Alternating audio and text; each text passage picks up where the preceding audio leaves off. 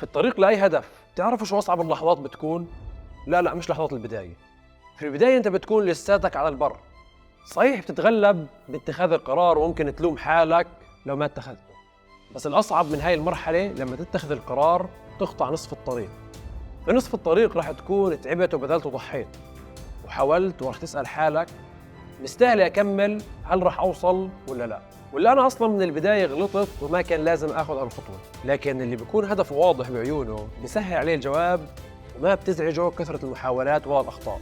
الأخطاء بتعلم منها وبيعتبرها خطوة على الطريق نحو الهدف، وهدف نضال كان من البداية هو التحرر، وكل المحاولات اللي خاضها كانت على هالطريق. صحيح تعرض لنكسة وآثارها علمت عليه، لكن استطاع إنه يعلن قيامه مرة ثانية، واستطاع إنه يكسر الجيش اللي ما بنكسر، وكسره بالكرامة. مسلسل العمليات الفدائية اللي كان بقوى حلقة بعد حلقة، لكنه في الطريق أصابه حريق، وهو حريق المسجد الأقصى. حرق قلبه لكنه استمر في عمله الفدائي اللي قوي في مرحلة غير مسبوقة. لكن الضربة الثانية كانت الفتنة، والفتنة أشد من القتل. لكن رغم الألم والخسارة راح يظل مستمر على كل جبهات نضال.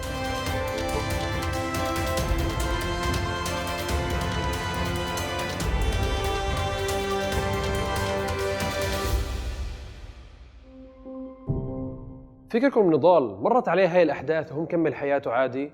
لا والله، تعود على قراءة الجرائد وسماع الأخبار على الراديو، بس مش متعود بطريقة بعض الناس إنه بس يسمع، لا هو متعود إنه يتابع عشان يدرس الأخطاء اللي بتصير لحتى ما تتكرر، ويتعود إنه يتابع عشان ما يوقف عند سماع الخبر بس، بل عشان ينقل الدروس للي حواليه، ويحكي بهاي التفاصيل لأهل بيته أول إشي، وأهل المسجد اللي بحارته، ولأهل المخيم ولأهل الضفة كلياتهم، ويبث فيهم الأمل ويذكرهم بإنه فلسطين حرة، ورح تبقى حرة بالعمل والتحرك، مش بس بالأمانة وبالفهم والتعلم، مش بس بالسماع. فاستمر نضال بالمتابعة والتعلم والعمل، وسمع عن أحداث كثيرة صارت في بداية السبعينات كان واضح أنه رح يكون في لها أثر كبير بعدين، مثل وفاة الرئيس المصري جمال عبد الناصر اللي كانت في عز أحداث أيلول في الأردن، واستلام أنور السادات الحكم من بعده، ومثل حادثة اغتيال رئيس الوزراء الأردني وصف التل في القاهرة، واتهام منظمة أيلول الأسود بالوقوف وراها. وبرضه سمع عن عملية مطار اللد اللي قتل فيها 26 شخص في قاعة المسافرين، ونفذها الجيش الأحمر الياباني اللي كان أحد أذرع الجبهة الشعبية. حتى الناس في اليابان صارت تشارك، لا تستغربوا كثير، فالعالم كله صار عارف شو اللي بيصير بفلسطين، وصارت هالقضية تجذب أحرار العالم اللي بدهم يوقفوا ضد الظلم. اعملوا زي ما كان يعمل نضال وابحثوا عن التفاصيل، هو مش راح يقدر يحكي لكم إياها كلياتها بصراحة. أصلاً القضية الفلسطينية من أكثر القضايا اللي تغطت من كل جوانبها، وكثير ناس حاولت تقوم بواجبها تجاه القضية لحتى توثقها وتحكي عنها. فالسياسي كان يوثقها بالبيانات والخطابات، والصحفي كان يوثقها بالأخبار بكل وسائل الإعلام المتاحة، والفنان كان يوثقها بأعماله الفنية والأدبية والمسرحية. وهدول الشخصيات كانوا بشكلوا خطر على الاحتلال، لأنهم بيوثقوا اللي بيصير بالميدان وبنقلوه للأجيال الثانية، وهيك بتضل القضية حية. فتخيل لما تجتمع هاي الأمور الثلاثة بشخصية واحدة، ويكون بيعتبر حاله بيمثل القضية مش مجرد ناقل إلها. هاي الثلاث أدوار تمثلت في غسان كنفاني اللي تهجر من عكا سنة 1948 وراح على لبنان، ورفع شعار لا تمت قبل أن تكون ندا، وكان كاتب موهوب وألف 18 كتاب ورواية. ولأنه كان له دور مؤثر في المجتمع، اغتاله جهاز المخابرات الإسرائيلية الخارجي اللي هو الموساد عن طريق تفجير سيارته في بيروت في شهر 7 سنة 1972. وهيك افتتح الاحتلال سياسة استهداف رموز العمل الفلسطيني في الخارج، حتى لو ما كانوا مشاركين بالعمل الفدائي بشكل مباشر، لحتى يضعف دورهم في التأثير وتشجيع الناس على العمل الفدائي. فحاول اغتيال بسام أبو شريف رئيس تحرير مجلة الهدف التابعة للجبهة عن طريق إرسال طرد مفخخ انفجر فيه وأصاب إيده وعينه. وحاول أيضاً اغتيال مدير مركز الأبحاث الفلسطيني أنيس صايغ. وبما أنه الاحتلال طور أساليبه في الإجرام، فأصحاب العمل الفدائي صاروا يفكروا بتطوير أساليبهم لانتزاع حقوقهم بإيدهم ولفت أنظار العالم أكثر لقضيتهم. ولمعت براسهم فكرة بتنفيذ عملية في فترة الألعاب الأولمبية في ميونخ بألمانيا بشهر 9 سنة 1972، خصوصاً بعد رفض طلب من اللجنة الأولمبية الدولية إنه يكون في فريق يمثل فلسطين في الأولمبياد، بعد ما تقدم لهم المجلس الأعلى رعاية الشعب الفلسطيني بطلب رسمي، بس بالمقابل كان مسموح للفريق الإسرائيلي إنه يشارك. فكانت الخطة تسلل أفراد من منظمة أيلول الأسود على شكل لاعبين إلى قرية الأولمبياد في ميونخ، ويوصلوا لمقر اللاعبين الإسرائيليين ويحتجزوهم كرهائن. ونجحت الخطة واحتجزوا 13 لاعب قتلوا واحد. والصبح الشرطة الألمانية حوطت المكان وبدأت المفاوضات، وبعد ساعات وافقت أفراد الخلية إنهم ينتقلوا مع الرهائن لمطار ميونخ، ومنه بيسافروا على القاهرة. هم بالنهاية مطلبهم مش قتل ولا إحراج ولا تخريب الألعاب، بدهم يبدلوا أسرى بأسرى. وطلع أفراد الخلية مع الرهائن بهليكوبتر، بس الشرطة الألمانية هبطت بالطيارة في مطار عسكري، وكانت مرتبة كمين مع الشرطة الإسرائيلية، فصار في تبادل لإطلاق النار. قتل فيه جميع اللاعبين الإسرائيليين، واستشهد 5 من الفدائيين، وتم اعتقال 3 بعد ما ولعت النار بالهليكوبتر. وعشان هيك الألعاب الأولمبية وقفت يوم واحد وبعدها كملوا حياتهم طبيعي. بس هذا الأداء الألماني ما عجب الجماعة الإسرائيليين، فقررت رئيسة الوزراء جولدا مائير الانتقام من منظمة أيدول الأسود وأي حدا كان له دخل بعملية ميونخ. طبعا أي حدا بالنسبة لهم هو أي حدا فدائي أو مقاوم، فشكلت لجنة برئاستها وكان معها وزير الدفاع موشي ديان، أبو عين مضروبة هذا. هلا بالوضع الطبيعي اللجان الرسمية ممكن يكون لها دور سياسي تحقيقي، يعني هيك أي دور بليق بمستواها، بس عند الاحتلال الوضع بيختلف، ما هو أصلاً طالع من عصابات، فشو بده يطلع منه؟ اللجنة كانت عبارة عن فريق للاغتيال وسموا حالهم غضب الله أو غضب الرب، والجماعة نفذوا تهديداتهم، وأول ضحاياهم كان ممثل منظمة التحرير في روما وائل زعيتر، وبعد ب3 أشهر كان ممثل منظمة التحرير في باريس محمود الهمشري، وبعديها بكم من يوم ممثل فتح في قبرص حسين البشير، ويعني اغتالوا كذا شخصية في أوروبا. بس عملية الاغتيال الأصعب كانت بتخطيط من قائد وحدة النخبة في الجيش الإسرائيلي يهود باراك في شهر 4 سنة 1973، وسماها ربيع الشباب، يعني اسم كيوت شوي، بس بتضلها عملية اغتيال لفدائيين من عصابات احتلالية. العملية كانت إنزال برمائي لفرقة الكوماندوز على شط بيروت، وبالتعاون مع العملاء تسللوا لوصلوا مقر الجبهة الشعبية وقتلوا فيها قيادات في منظمة التحرير، مسؤول الشؤون الخارجية أبو يوسف النجار، والناطق باسم المنظمة كمال ناصر، والقيادي كمال عدوان. ومن كثر ما الاحتلال صار مسعور بعمليات الاغتيال وما حدا كان قادر يوقفه ويمنعه، جهاز الموساد اللي سوق حاله انه اسطورة العمل الاستخباراتي قتل شاب مغربي بيشتغل في مطعم في اوسلو عاصمة النرويج قدام باب بيته وقدام مرته الحامل. هلا غير انه طريقة الاغتيال بشعة، الناس في المنطقة انصدمت لانها كانت اول جريمة قتل بتصير من 56 سنة. لا، والمصيبة انه الموساد اكتشف بعدين انه قتل الشخص الخطأ بدل ما يغتال القيادي علي حسن سلامة، يعني فضيحة على مستوى دولي. سي سوري سي سوري.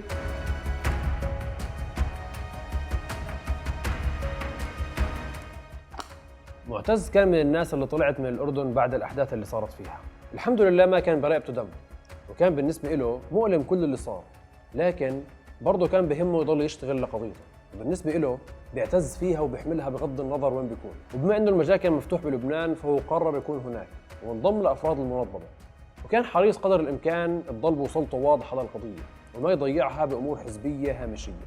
بس طبعاً كان بيشتغل بطريقة سرية، لأنه مع كمية الاغتيالات اللي كانت بتصير الحذر كان واجب، ولأنه كان متخفي كان عنده قدرة على السفر لسوريا والأردن لحتى يشوف أولاده وعيلته اللي خلاهم بعمان، وما حب يدخلهم بأجواء العمل اللي كان بيقوم فيه. وهذا خلى حمل أكبر على مرته اللي كانت تربي الأولاد لحالها، لكنها كانت نعمة سند لمعتز، ما قعدت تحكي له لمين تاركنا ورمينا وإنه أنت شو بدك تعمل ولا شو بدك تغير. شايف كيف الأمور كلها فرطت، بالعكس كانت تقوم بدور الأم والأب، وتعتبر إنه هذا دورها تجاه فلسطين. تربي أولادها على حب البلاد اللي ما شافوها، ورضعتهم حبها مع الحليب اللي شربوه. فكان معتز بالأيام القليلة اللي بيجي فيها على الأردن والساعات البسيطة اللي بيقضيها بالبيت يشوف عظمة زوجته والدور اللي بتقوم فيه، وما خلته يحس ولا لثانية بالتقصير أو الإهمال. ولما تودعه كانت توقف قدامه وتحكي له ما تهتم، أنت عارف مين تارك وراك، روح والله يحميك. قلنا لكم إنه الاحتلال انسعر وصار بس يفكر يطارد أي حدا له في منظمة التحرير بالعالم. كل هذا الاشي خلاه شوي يغفل عن نار كانت بتشتعل تحت رماد، وين؟ في سوريا ومصر. الرئيس المصري أنور السادات استلم الحكم في مصر وعنده تحدي حقيقي إنه كيف بدها تكون صورته بعد عبد الناصر. يعني الأخ بده يحط بصمته، وعينه كانت على سيناء اللي لحد هاي اللحظة سنة 1973 كانت محتلة. فالسادات ترتب خطة مع الرئيس السوري حافظ الأسد، وبرضه الثاني ما صار له 2 عام من الانقلاب ومستلم الحكم، فالمفروض انهم اتفقوا على خطة لتحرير سيناء والجولان. طبعا الاحتلال الإسرائيلي كان ماخذ احتياطاته ومحصر الجولان وسيناء. في سيناء كانت طريقة تحصينه انه عمل خط دفاعي وسماه خط بارليف على اسم اللي بناه. هذا الخط كان عبارة عن مجموعة تحصينات تمتد بعرض 12 كيلومتر شرق قناة السويس، أولها حاجز مائي صناعي عرضه 200 متر وحاطين عليه زيت ودائما مشتعل، وبعد هذا الحاجز في سد ترابي ارتفاعه 20 متر وفي 35 حصن مدفونين في الأرض، هذا غير حقول الألغام والأسلاك الشائكة ومضادات الطائرات. يعني عملوا المستحيل حتى ما يكون في أي طريقة لاختراقه، واعتبروا إنه هذا الحاجز لا يمكن العرب حتى يفكروا إنهم يخترقوه. لكن الضربة اللي بتيجي على غفلة بتكون مؤلمة وقاضية، وهذا اللي صار يوم 6 أكتوبر سنة 1973، اللي كان بيصادف اليوم العاشر من شهر رمضان، وبيصادف أيضاً عيد الكبور أو عيد الغفران عند اليهود. فاليهود بيحتفلوا بعيدهم مطمنين ومتأكدين من حصونهم اللي بنوها وتاركينها. كانت الخطة بالبداية السيطرة على قناة السويس بشكل كامل من الجهتين، لكن المفاجأة كانت بسقوط خط بارليف باستخدام الخطة اللي قدمها اللواء المهندس المصري باقي زكي يوسف. كان طالع بفكرة هندسية إبداعية لإسقاط الخط التحصيني العظيم عن طريق استخدام مضخات المياه وتوجيهها على الحاجز الترابي. فانهار الخط الدفاع الإسرائيلي بساعات، وعبر الجيش المصري قناة السويس وخط بارليف باتجاه سيناء بقيادة قائد الأركان المصري سعد الدين الشاذلي، وتوغل فيها بحدود 20 كيلومتر. بهذاك الوقت كانت سوريا ومصر مدعومة من الاتحاد السوفيتي، أما الاحتلال هرب لعند أمه الحنونة أمريكا اللي ما بترفض له أي طلب طبعاً، واستجابت لطلب رئيسة وزراء الاحتلال العجوز الشمطاء ما غيرها جولدا مائير، وأرسلت جسر جوي غير مسبوق في تاريخها لنقل الأسلحة، وساعدتها من ناحية استخباراتية والأقمار الصناعية. فقصف طيران الإسرائيلي الدبابات المصرية اللي توغلت في سيناء. أما على الناحية السورية فاستطاعت القوات السورية أنها تقتحم مرتفعات الجولان ووصلت لقمة جبل الشيخ، لكنها بنفس الوقت تعرضت لضغط شديد سواء على القوات البرية أو الجوية. وعشان تخفف الضغط على الجبهة السورية أمر السادات القوات المصرية بالتقدم أكثر نحو سيناء رغم معارضة الشاذلي، وصارت حرب بالدبابات اتدمرت فيها 250 دبابة مصرية، ووصلت القوات الإسرائيلية مرة ثانية لقناة السويس من منطقة اسمها الدافر سوار، وعبرت القوات عن طريق جسور ووصلت إلى منطقة الإسماعيلية وفرضت عليها حصار بعد مقاومة شديدة من أهل المنطقة. لكن اللي شكل ضغط حقيقي على الاحتلال وعلى دعمته أمريكا هو قرار تاريخي اتخذه العرب في اجتماع وزراء البترول العرب في الكويت بعد 10 أيام من اندلاع الحرب، وبتوجيه من الملك السعودي فيصل بن عبد العزيز. وشاركت مع السعودية دول العراق وقطر والجزائر والكويت والإمارات، وقرروا خفض الإنتاج العربي من النفط بنسبة 20%، وإنهم يخفضوه بشكل تدريجي 5% بكل شهر بتستمر فيه الحرب. آثار هذا القرار كانت سريعة كثير، وصار في انهيار بالأسواق المالية وخسارة بقيمة 97 مليار دولار، وارتفعت الأسواق بشكل جنوني في أمريكا لحد 70%، وصار منظر غير مسبوق لطوابير السيارات في أمريكا وهي صافة بتدور على بنزين تعبيه بسبب قرار حظر تصدير النفط لأمريكا، واللي بعدها شمل دول تانية بتدعم الاحتلال. وصحيح إنه الحرب العسكرية توقفت، لكن أضرار قرار حظر تصدير النفط كانت أصعب. بريطانيا وفرنسا وقفوا على حياد من الخوف ورفضوا استخدام مطاراتهم لركن الأسلحة. وزراء خارجية السوق الأوروبية أصدروا بيان طالبوا فيه الاحتلال بالانسحاب. شركات الطيران الأمريكية ألغت 160 رحلة يومياً. ما هو فيش وقود. متخيلين هذا القرار قديش غير وضع العالم؟ وقرار الحظر ظل مستمر أشهر، لأنه العرب أعلنوا أنه حظر النفط مرتبط بوضع جدول زمني للانسحاب من الأراضي العربية المحتلة بتوقيع من تل أبيب وواشنطن. وهون كانت الطامة الكبرى. المشكلة أنا مش فاهم، انسحاب من أراضي عربية محتلة يعني بس سيناء وجولان، طيب فلسطين كلها، غزة، الضفة، طب القدس مش أراضي عربية محتلة؟ يعني نطلع على نص الكاس المليانة بغض النظر شو مليانة؟ المهم بعد 6 أشهر تم الاتفاق بشهر 3 سنة 1974 على تعليق قرار حظر تصدير النفط، وبعد مفاوضات وبقرار مجلس الأمن تم الاتفاق على فك الاشتباك مقابل الانسحاب الإسرائيلي من مدينة القنيطرة في سوريا ومن شرق قناة السويس، مقابل إبعاد القوات المصرية والسورية عن خط الهدنة ونشر قوات الأمم المتحدة.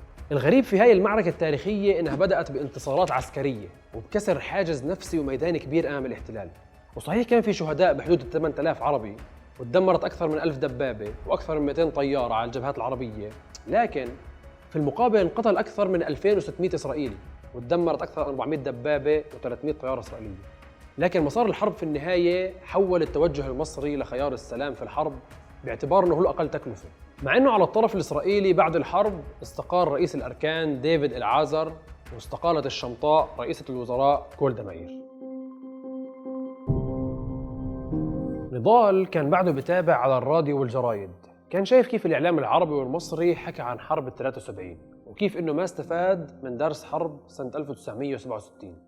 لكن بالنسبة لنضال كان في مؤشر أخطر، وهو ضعف الإعلام بالحديث عن تفاصيل عمليات نوعية اللي رغم كل التضييقات اللي صارت على الفلسطينيين إلا إنه مقاومتهم الفردية والجماعية ما توقفت. لكن في واحدة من هالقصص اللي سمعها أثرت فيه بشكل كبير. كانت بتحكي القصة عن 3 فدائيين من الجبهة الشعبية.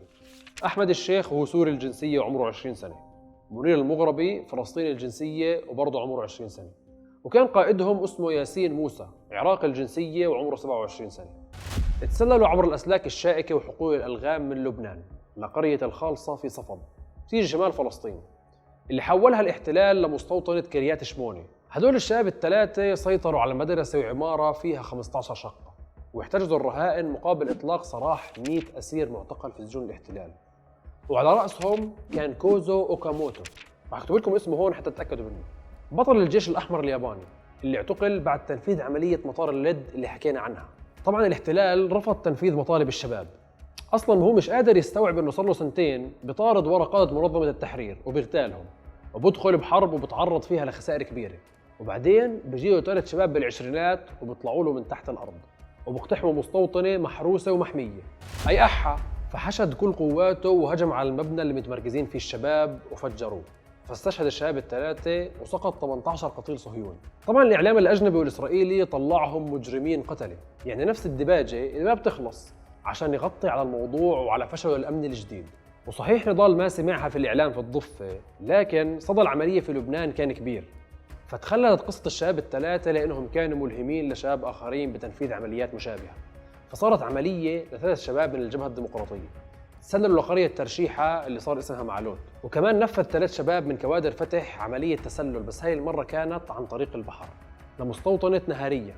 وكمان نفذ 8 شباب من فتح عملية تسلل كانوا بدهم يوصلوا فيها لوزارة الدفاع الإسرائيلية، لكنهم فشلوا فيها، فسيطروا على فندق قريب من مقر رئاسة أركان الجيش الإسرائيلي، وبنفس أسلوبها حاصرت قوات الاحتلال الفندق واقتحمته. لكن هالمرة الفدائيين فجروا الفندق بعد معركة عنيفة نفذت فيها ذخيرتهم، فاستشهد 7 من المنفذين وتم اعتقال 1، وانقتل 1 وجرح في هاي العملية 100 شخص نصهم عسكريين. واحد منهم كان العقيد عوزي يائيري، وواحد من كبار ضباط الاستخبارات العسكرية الإسرائيلية اللي كان لهم دور قيادي في اغتيال الشهداء ال3 اللي اغتالتهم قوات الاحتلال في اقتحام مقر المنظمة في بيروت.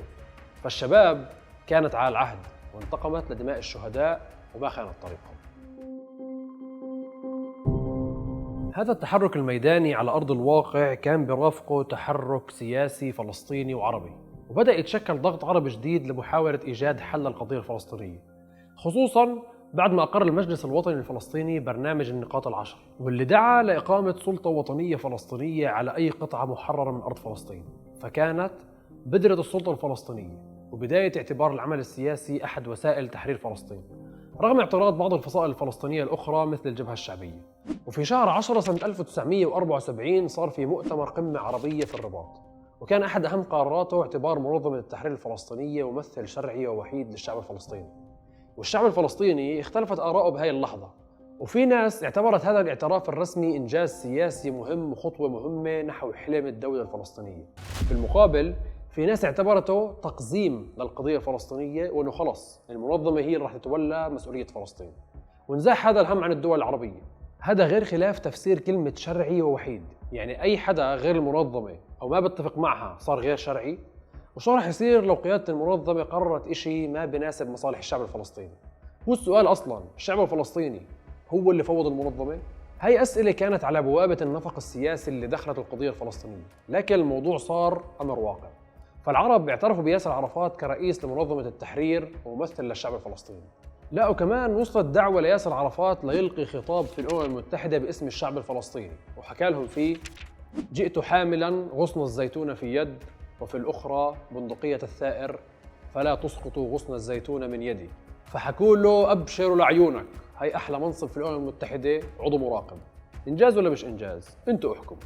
عادي إذا كانت فلسطين عضو مراقب في الأمم المتحدة، فالجامعة العربية أعطتها عضوية دائمة وممثلها منظمة التحرير، لإيمان الجامعة المطلق بحق الشعب الفلسطيني تقرير مصيره، اللي أكد عليه برضو قرار الأمم المتحدة بعنوان حقوق الشعب الفلسطيني، اللي مليان كلمات زي أكدت وشددت وناشدت وطالبت، لكن الأهم كان التأكيد على حق الشعب الفلسطيني في تقرير مصيره دون تدخل خارجي، وحقه في الاستقلال والسيادة. يلا عيشوا طالعة، بس تفرحوش كتير. بعد سنة وشوي شاركت منظمة التحرير لأول مرة في جلسة لمجلس الأمن لمناقشة هذا القرار، فقاطعت الدولة العضو إسرائيل الجلسة، وأمها الحنونة أمريكا أعطت الفيتو ضد القرار. فراع على الفاضي زي كتير قرارات رح يكون لها نفس المصير. في لبنان كان في جمر تحت الرماد بتراكم بسبب الظروف المعيشية اللي بيعيشها الفلسطينيين في مخيماتهم بعد ما طالت عليهم الغيبة في ظروف مؤقتة، ولأن الحكومات في لبنان ما تعاملت مع اللاجئ الفلسطيني مثل ما تعاملت الأردن.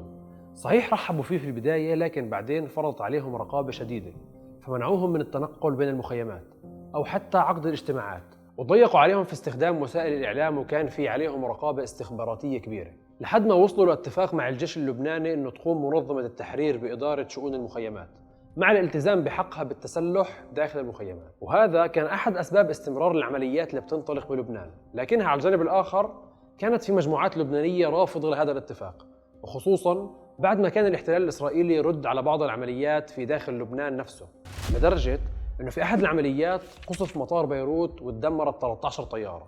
فكان الوضع الداخلي في لبنان متوتر لحد ما أجى صباح يوم 13/4 سنة 1975، يوم غير وجه لبنان. مجهولين وبطريقة غامضة بيطلقوا النار على أعضاء من حزب الكتائب، وهو حزب سياسي مسيحي يميني بمنطقة عين الرمانة بضواحي بيروت. هاي الحادثة أدت لمقتل مرافق زعيم الحزب، فاتهم الحزب الفلسطينيين إنه كانوا وراء هاي العملية. بعد ساعات بمر باص كان فيه فلسطينيين مروحين لمخيم تل الزعتر بعد مهرجان تأبين لشهداء، فأطلق شباب الكتائب النار عليهم وقتلوا 27 شخص. وهون كانت بداية شرارة الحرب الأهلية اللبنانية. فبعد فشل كل محاولات التهدئة انقسم لبنان بين الطرفين، وبدل ما يتوحد الكل ضد العدو الأكبر ولعت كل جبهة لبنان بين بعض. وطبعاً المستفيد الأكبر كان الاحتلال، والإيد الخفية الأمريكية كانت حاضرة في المنطقة برعاية وزير الخارجية الأمريكي هنري. وفعلاً بدأ القتل بين الطرفين، وارتكبت الفصائل المسيحية مجزرة في منطقة الكارنتينا وقتلت 1500 فلسطيني، وردت عليها الفصائل الفلسطينية بقتل المئات في منطقة الدامور. وانقسمت بيروت لمنطقة شرقية معظمها مسيحيين وحواليها مخيمات فلسطينية، ومنطقة غربية مختلطة بس معظمها كانوا مسلمين. وقتل المئات من الفلسطينيين واللبنانيين المسلمين بناء على الهوية، لأنه وقتها كان المذهب بتسجل عليها. على الهامش وبنفس فترة الوضع المأساوي في بيروت طلع قرار بالسماح لليهود باقتحام المسجد الأقصى والصلاة فيه بأي وقت. وأيضاً كان في مشروع تهويدي لمصادرة أراضي عربية تحت اسم خطة تطوير الجليل ومناطق المثلث وطول كرم. فانتفض سكان هاي الأراضي ورفضوا تطبيق القانون عليهم، فهاجمهم الاحتلال بالسلاح، قتل 6 فلسطينيين. وتخليدا لذكر هؤلاء الشهداء الستة بيحيي الفلسطينيين في كل سنة في تاريخ 30/3 ذكرى يوم الأرض اللي ما رضوا يبيعوها. أما في نابلس فقتل الاحتلال الطفلة لينا النابلسي اللي كانت على رأس مظاهرة بتهتف ضد الاحتلال، ففرق الاحتلال المظاهرة وطارد لينا وقتلها في بناية، وبعدين رجع طاردها مرة تانية حتى يصادر جثمانها من المستشفى. لكن أهلها قدروا إنهم يهربوها للبيت، وطلعت جنازة كبيرة إلها واسم لينا خلدوا الشعراء والفنانين. وإذا كان الفلسطيني داخل فلسطين بيحلم بالحرية، فحلم الفلسطيني اللاجئ بالخارج كان العودة، وهذا الحلم كان بلاحقهم بكل تفاصيل حياتهم. فمثلا مخيم تل الزعتر في بيروت سمي بهذا الاسم نسبة لقرية تل الزعتر في عكا اللي تهجر منها أهلها سنة 1948 مع باقي القرى، لكنه في سنة 1976 كان على موعد مع مجزرة، ومن بشاعتها سميت بالنكبة الثانية.